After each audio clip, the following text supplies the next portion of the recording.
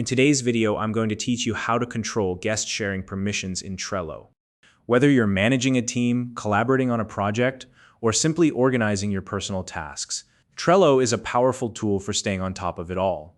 But when it comes to inviting guests to your boards, having the right permissions in place is essential to ensure your workspace stays secure and operates smoothly. In this step-by-step tutorial, I'll walk you through how to control guest sharing permissions in Trello so you can confidently manage who has access to your boards. Let's get started. First, open your browser and type in www.trello.com.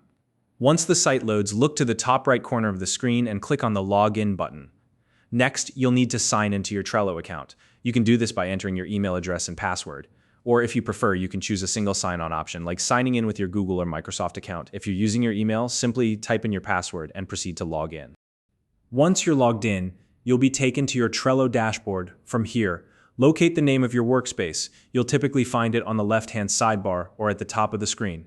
When you spot it, click on the workspace name to open a drop-down menu. In this menu, look for and select the option labeled Settings. This will take you to the settings page for your workspace. Now, scroll down the settings page until you find the section labeled Sharing Boards with Guests. This is where you'll adjust the permissions for guest access. To make changes, click the Change button located in this section.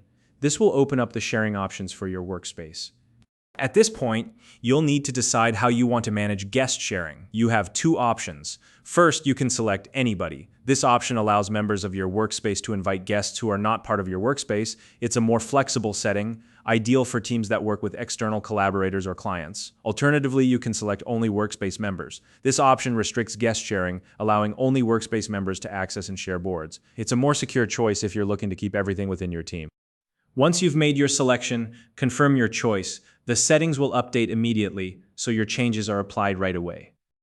Finally, it's important to communicate these changes to your team. Let everyone know about the updated sharing permissions, so there's no confusion about who can invite guests to your workspace. Clear communication ensures your team is aligned and helps maintain smooth collaboration. And that's it. You've successfully controlled guest sharing permissions in Trello. By following these steps, you can manage your workspace access with confidence and keep your boards secure. If you found this video helpful, please like and subscribe.